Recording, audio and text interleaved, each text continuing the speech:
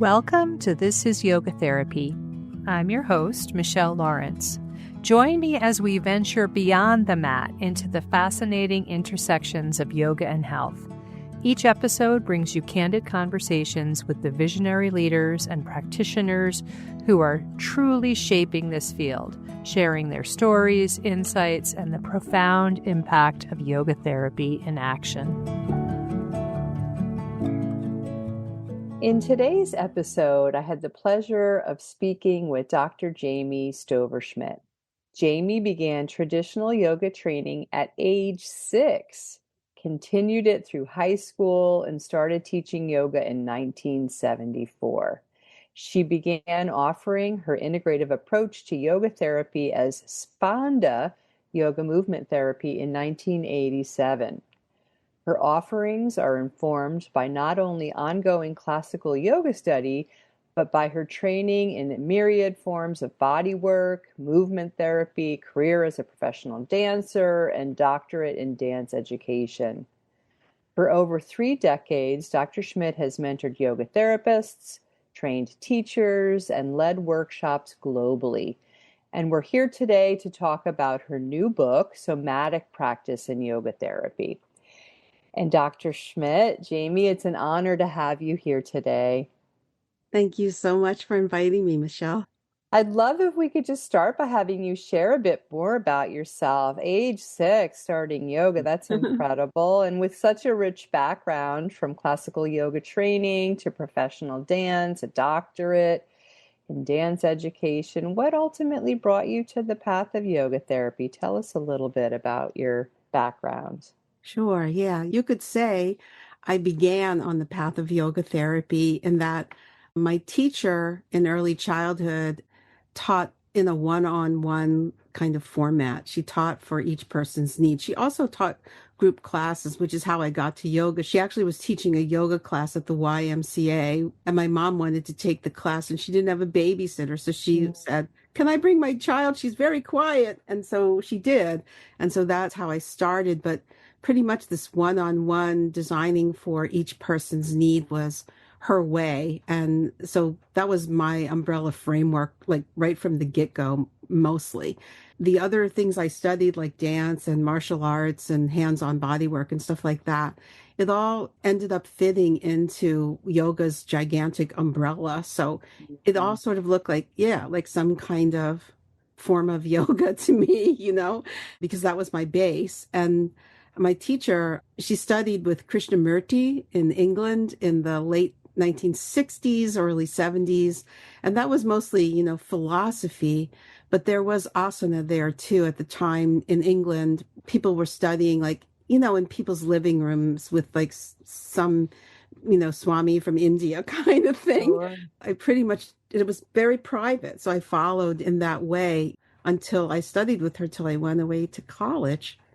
So yeah, I think that the path of yoga therapy would sort of be what I started with. It really wasn't anything other than the base for me. Uh-huh.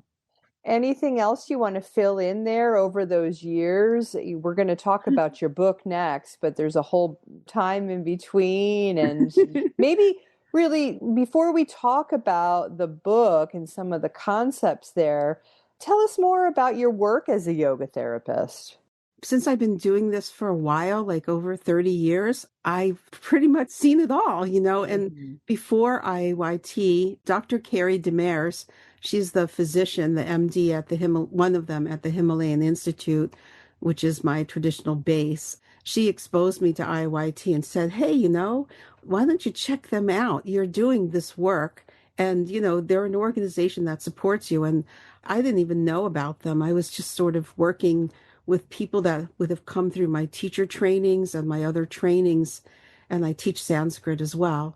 And so I was, doing the work again, individually, one-on-one, and training people to work with other people one-on-one.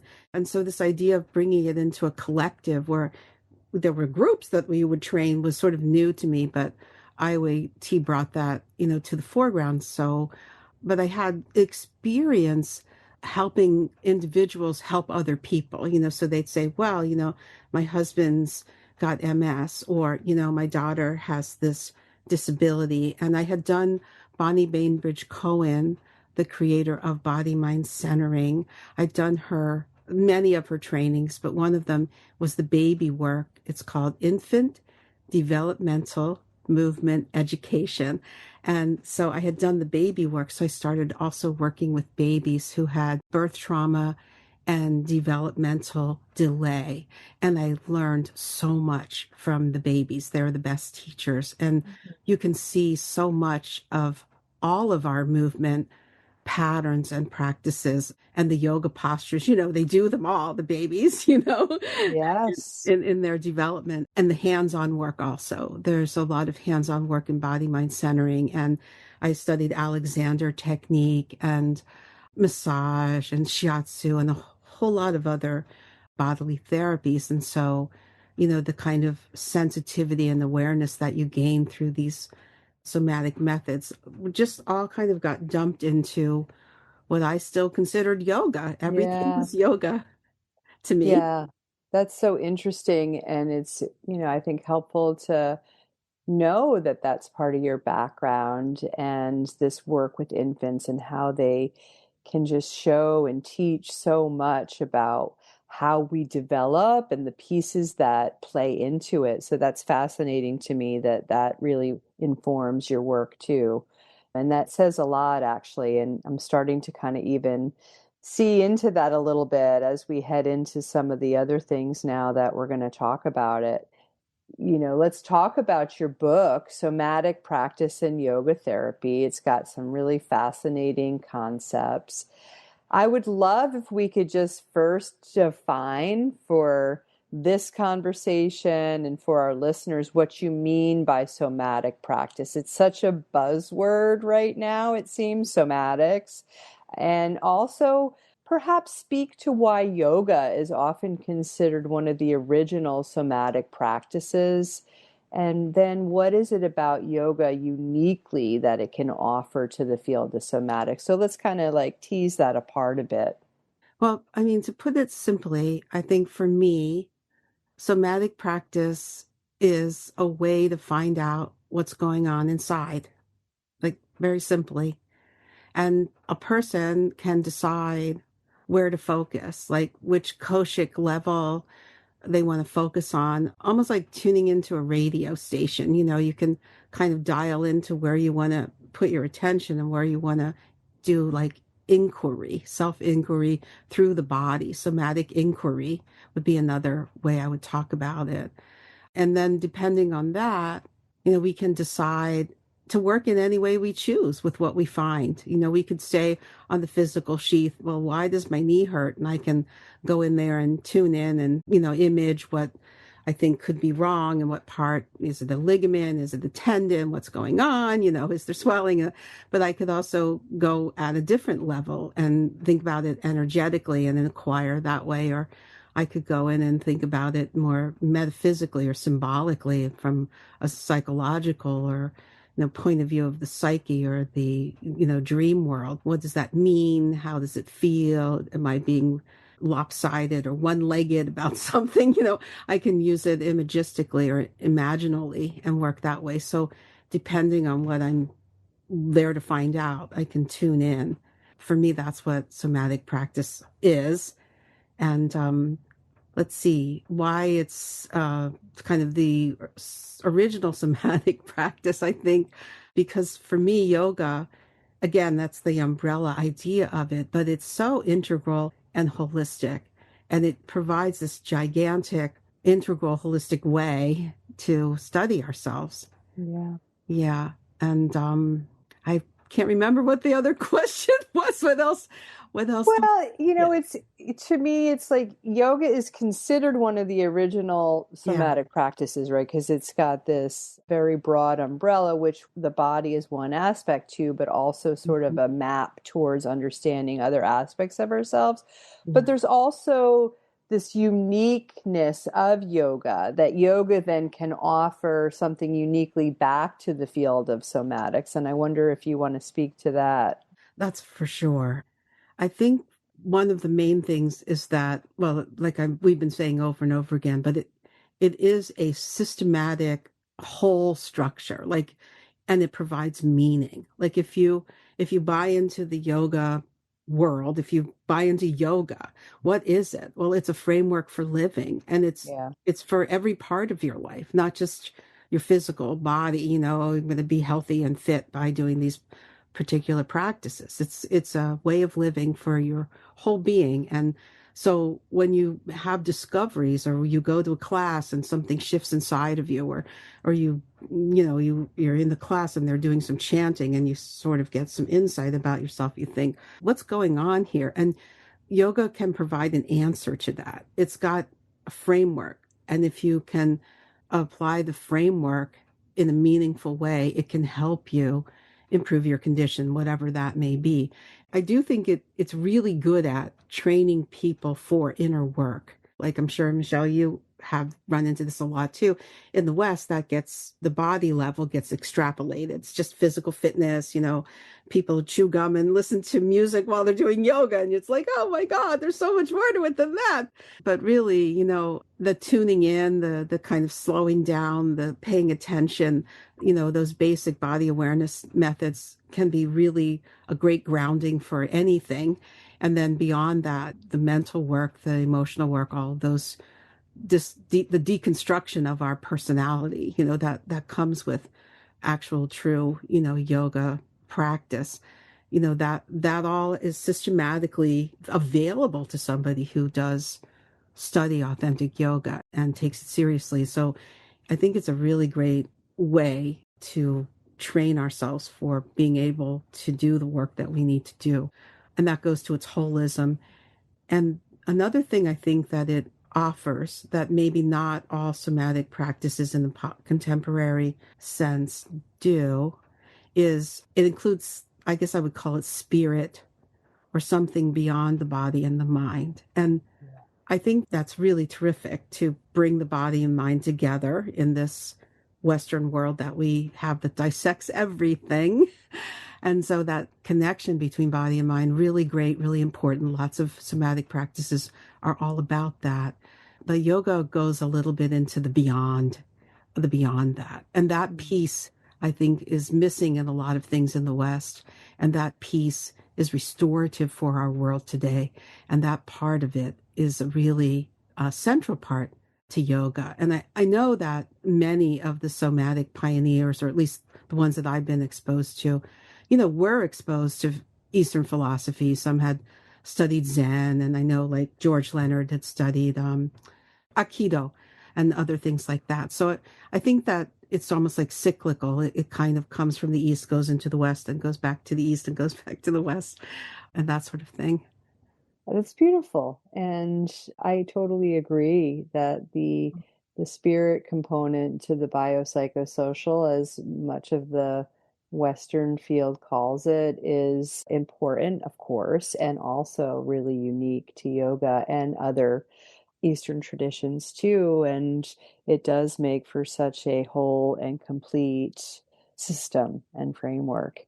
Let's talk about some of the other aspects of your work and other influencers, if you will. And one area I'm particular keen to explore is the value of the subjective state, which you discuss. And that draws insights from Dr. Stephen Porges. And really, how does highlighting this subjective experience, especially within yoga therapy, bring a crucial dimension into the Western model of healthcare? Yeah, well, I mean, Porges writes that in his research. I mean, he writes a lot of things, but one of the things he says is that in his research, the individual's point of view, the subjective point of view, wasn't really considered like a measurable, valid perspective for reliable data. So Mm, it was disregarded, just mhm. not even on the radar. And then he says that only more recently has it been taken more fully into consideration. So he laments that, but that also, I think, brings his work into the fore for many of us in the world of yoga. This focus on his polyvagal theory, I think, supports yoga in so many ways. And one of them is, I think that yoga works both as a top down and a bottom up way. Yeah. there's many introspective methods in yoga that work as a cognitive behavioral practice, like a top down practice. But there's also many bottom up, body centered methods in, which somebody attends to their sensation, to their feeling, to their interoception, and what that provides us as well that might not be accessible from top down. And so that's the richness that I think yoga therapy can offer, and that Western people, Western trained, licensed healthcare providers and so forth, have noticed and can help bring yoga therapy into more of those settings because yoga is already really, really good at that. I don't want to diminish that by just kind of putting it. I think when we put things in these clinical contexts, things get very truncated, Mm, like so we can use yoga therapy to ground the body and to manage our vagal tone. So, that's great. And there we have a clinical application.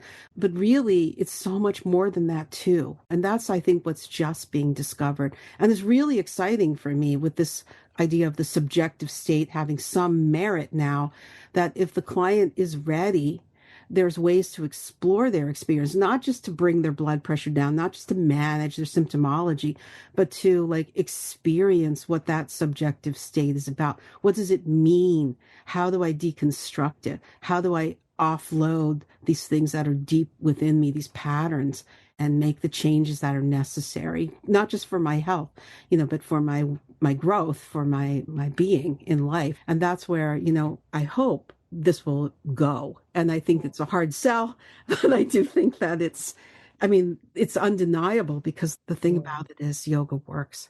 Hmm. Yeah, it's almost like the more we know about yoga and then the intersections of science, the more we see Yeah, how much it works that's right. on so many different levels. And it Yeah. is exciting. And I think for us yoga therapists, it's what keeps us kind of wedded to it, right? Hmm. Yeah. Hmm.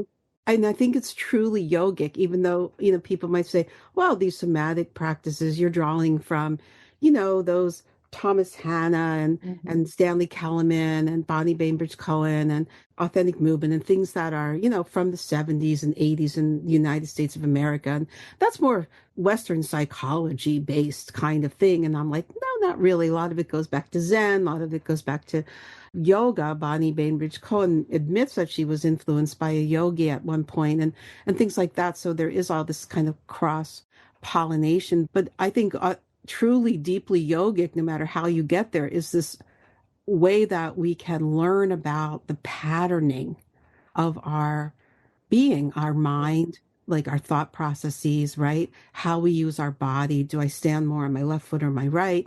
Our emotional coloring. Am I moody? Am I angry? Am I happy? Am I sad? What are my tendencies? What are my meaning making filters? What are my habits? And how's the structure of my perception creating the world and the life that I live? And that we can have insight into that and we can work back through that and we can untangle that and work through the layers so that it brings us into a more clarity and more ease in at all levels. And that's what actual yoga does. And so I think that piece, no matter how you come at it, whether you come through the body, whether you come through studying scripture and chanting, it's really the essence of what the power of what yoga therapy has to offer. I wholeheartedly agree. And you said it so beautifully. Thank you. You also touched on the, and I'm putting these in quotes, experience of change Uh-huh. as a key feature for compliance and adherence in clinical work. And we know compliance in yoga therapy, it can be a challenge, right? So there's this experience of change piece. And maybe you can elaborate on why cultivating this experience of change rather than just an intellectual understanding is just so vital for client engagement and successful outcomes too in therapeutic settings like yoga therapy. It's a real key, it seems. It really is. I think it's actually crucial. And I just recently at the IOAT conference, I presented on this topic, and we collectively, everybody in the room, like however 90 of us, we were making a list of what we were up against as yoga therapists because, a lot of the data, the research on compliance, the term compliance in healthcare, has to do with somebody drinking a glass of water after they put a pill on their tongue, right? And even then, people don't do that, right? Right. So what are we trying to get people to do? We're trying to get them to eat right, get up early, do practice, exercise, turn away from their, ice cream, whatever it is, so it's a lot. It's a lot of challenge. And so what are the drivers? What are the things that help that? What are the things that help people buy in and understand how this is going to work for them? That's really part of our challenge, right? Any novice yoga therapist is going to give them a list of 25 things to do every day. It's going to take them 3 hours long, and that's not going to work. So what do we do? And so I remember my mentor, Eileen Crow, and Eileen Crow was just a marvelous person. And she was a pioneer in somatic work, coming out of the dance world. And she advised this one wonderful thing. And she said, you need to provide in like the first session or early on in your sessions what she called a convincer. A Mm. convincer, right? A convincer is an experience of change. It's something beyond all the talking and the questions and the planning and teaching of practices. It's something that the patient, the client, the student will have in that session that shows them subjectively, right, their experience, what is possible. They feel the change and they feel it right then and there. And they go, oh, this could be different. And so, like, it could be something so simple, like a very systematic, deep relaxation practice that you talk them through, you guide them through. And they may, come down to a level of calm that they haven't experienced in years, right? Or it could be like an asana based vinyasa movement that you just follow along with me and now notice your pain at the end of that. And it's different, it's reduced. And they go, oh, this could be different.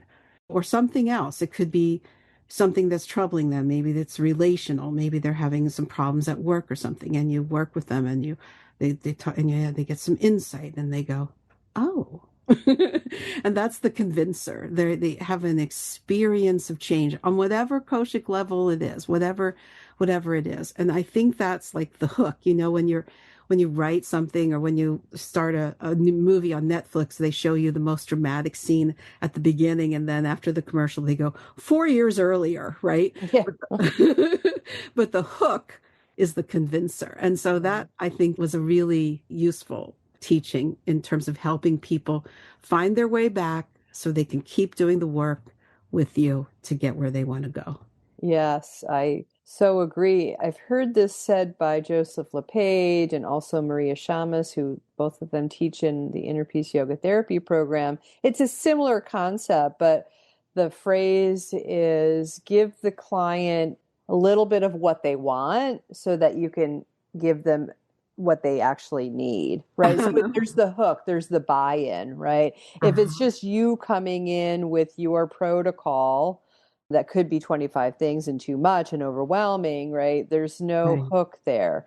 But I think they can have that experience of change. And of course, the experience of change is even more powerful than them just getting to do what they want, right? That's Because right. they may or may not have an experience of change. But, and sometimes it honestly just kind of magically happens, right? And we get lucky as yoga therapists. And that's really the way yoga works too. We don't necessarily always know how it's working or what happened in the person's experience, but there is sort of this magical moment. And for lack of any better words, that when the client has that, that is their experience of change and that gets them coming back. And that's Yeah. when we know, okay, we've got a client here that's going to do it. Yeah, it can be magical. And Hmm. this is a joke, but we joke about turning people into yogis. You're basically turning everybody into a yogi, right? Yeah. And Yeah. this is the joking part. They stop eating meat, they stop going to church, and then you're like, uh-oh. They're a yogi now. But the Joking. thing But is, like, it happened to all of us, that's meaning, right. I had the magical moment. All the students that have come into yoga therapy training have had a magical moment along That's the right. way, right? And now they want to do it for a living or understand how it works and pass it on. And, Yeah. and that is kind of how it's, I think, transpired for so many of us. I think Yeah. that's right. And I think that's really wonderful. Like Mhm. everybody wants to bring it, we want to share it because Yeah. yeah, because it's It's so been good. so important in our own lives. Yeah, Yeah. that's right. Well, let's kind of go on that a little bit. I think for yoga therapists and training, a deeper understanding of how yoga works, we do need to understand how it works and not just kind of rely on the magical moments and beyond just what to do. It's incredibly empowering. And so let's talk about how your book can help yoga therapists grasp the underlying mechanisms and allow them to design truly personalized and effective practices based on so many different client variables that might be present. Yeah. Well, I've always been about this question, how does yoga work? What does it do? How does it do that? How does it do what Yeah. it does? And for me, yoga works through the experience of its practice. And there's lots of things in the literature, stories of wise teachers saying that, you can't just study it from a book, you have to do it. And that's the part of it. So the somatic practices in this book are organized by koshic level. They utilize Western knowledge in some cases and Eastern wisdom in other cases, but basically, they're all illustrating how yoga leverages change on each of these koshic levels. So here's an example. We can look at somebody just simply wanting to improve balance and using, in my case, an understanding of the basic neurological patterns that are based on our reflexes, writing reactions, and equilibrium responses. We can observe how that person is organized in their body, and we'll get a real good picture of that if we apply that framework. So then we can bring up patterns that may be underutilized or missing to support their work. They might say, for instance, need more of a midline orientation. Maybe we see that's lacking. And you might say, oh, mountain pose does that without knowledge of any of those other specific things. And I can say to that, well, yeah, but with awareness and understanding of the elements that go into balance, like really knowing why it works and how it works and what's needed, we can then locate with great precision what may be awry and design therapeutic practice strategically to address that specific person's needs. So that's the part about, how is yoga therapy different than yoga teaching? That's what we're training in here, this understanding of how these things work.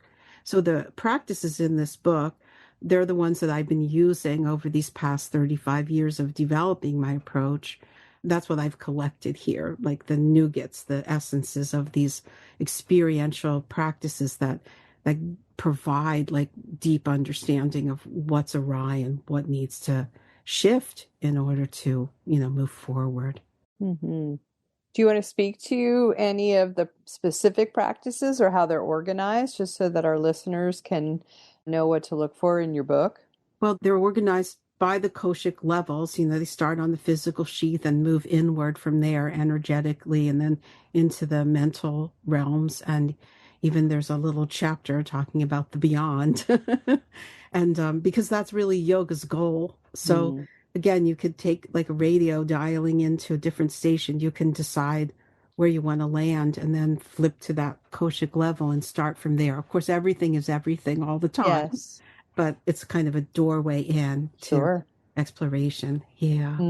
That's great. Anything else you'd like to share with our listeners about your book or your work or really what you've learned from your breadth and depth of experience and through your clients? Anything else that you're feeling is important and relevant in this moment? Well, that's a really wonderful invitation. But one of the things that, thinking about experience and learning and all of this that we've been talking about, I'm reminded of the quote, one of my favorite quotes: I hear and I forget. I see and I remember. I do and I understand. And Mm-hmm. so for me, this book is an invitation to explore in order to more fully understand. So that, Hmm. yeah, it comes through us. And then we really kind of have it, you might say, versus just kind of thinking about it and writing it down. And to that, my school is called Spanda Yoga Movement Therapy. And the term Spanda can be placed on the opposite side of a continuum, sort of like a seesaw from tapas, discipline. Everybody in the yoga world knows tapas, the discipline part, but spanda is on the other side of that. And spanda refers to, well, it's the root of the word spontaneity, spanta, like from the Latin spanda, sponte, and it means spontaneity. I know it gets translated to mean vibration and movement and those things as well, but it really refers in its essence to creativity, to discovery, to freedom, to spontaneity. And I'm here in my work to support others, and myself in finding what the ancients found through honoring an individual's curiosity and perceptions. And, if we follow that in ourselves, if we can clear the way to find that in ourselves, that impulse, then that's what leads us and we can trust it. And yoga provides a framework with signposts all along the way for growing toward greater ease and clarity, and we do that through our experience of its practices. And it's such a beautiful word too, isn't it, Spanda? Yeah. Mm-hmm. Mm-hmm. Thank you for sharing that. I'd love to just kind of wrap up the way I typically do on this podcast. I'd love to know a little bit more about what you do in terms of the ways in which you practice. I think it's so insightful for us to hear from others what their practice looks like. We know that that's such an important part and a cornerstone to being a yoga teacher and a yoga therapist is to first have your own practice and actually do it. And practice can be so different from person to person and even in one person from one stage of life to the next. So Right. I'd love to hear a little bit about what your daily practices are and what they look like. Yeah, thanks, Michelle. It's kind of like pulling out your underwear from your underwear drawer. It's very personal. It is. Don't ask me that, right? It's like a mystery.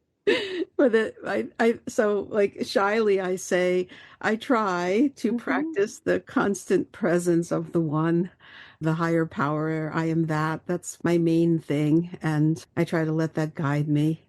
But in terms of practical things, in an earlier book I wrote called Every Woman's Yoga, I talk about having what I call the seven treasures.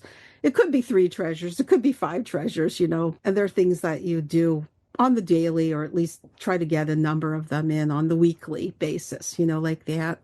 So my seven treasures, well, certainly meditation, which I also kind of contemplation, which also is spiritual reading, scriptural study, and Sanskrit study. So that's like maybe number one, never miss, like brushing your teeth or something. Never miss that one. And then my second one, it might be a little unusual, but maybe it's because I'm a mom, but food sadhana, like working with food. I think that food is crucial to our state of sattvic being. And if we don't take care of it, we find ourselves at the mercy of our culture, which is just devilish in its offerings of addictive kinds of substances that masquerade as meals. So, food sadhana has to do with everything from shopping to washing the dishes, and paying attention to our agni and our digestion and all of those things. So, sometimes that's left out, but that's, I think, really, really important, especially if you're the person sort of in charge of that for your family, whatever, whoever does that. Or if you're on your own, that's a big job. And then asana or movement, some kind of therapeutic vinyasa that's appropriate for me. And that includes a lot of things. So that might be a couple of my seven, like more than just one. Right now, for instance, I'm working with an ankle injury. So, I have to do things for the ankle, like as well as overall me.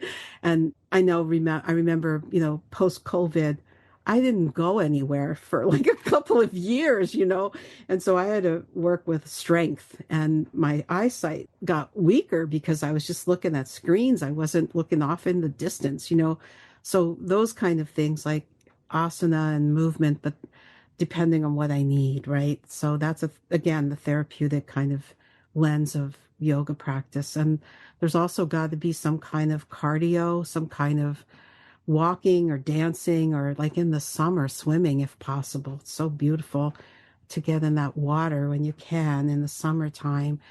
And then I think my final one is some sort of R&R, restoration, rejuvenation. And now that I'm an older bodied person, that's so much easier than when I was young. Mhm. When I was younger, I would be like, my relaxation pose was me lying on the floor with a Barbie in my hand while my kids jumped over me, Yeah. sort of like, but now I can really, tune in and focus and do more, yoga nidra, rotation of consciousness, this sort of thing. And I remember one of our trainees, Christine Harbison, she's in Western New York. She calls it your MDR, your minimum daily requirement, like a vitamin Mm, or something. Like, mm, what's your MDR going to be? And I like that idea. So I try to, mhm. have my essentials and then my extras, and I check out each week what how they do, how they do. Yeah. I Yeah. really like that too, and that's a beautiful way to put it. And like we have to come to terms with that ourselves and the ways in which we do them and even the language like MDR, like all of these things not only support us and help us, but they're ways in which we can then turn to our clients and have frameworks for them to think about their own practices as Right. well. How do Yeah. you get it in a day, in a week? Yeah, Yeah. yeah, that's beautiful. Well, I Right. really enjoyed our conversation, Jamie. It was lovely speaking with you. Thank you so much for all you do and all you have done, your work, and the ways in which you put it out in the world. It's greatly appreciated. Thank you, Michelle. Thank you for your work. Appreciate it too. Thanks again for listening. If you're interested to learn more about who we are and what we do, check us out at innerpeaceyogatherapy.com.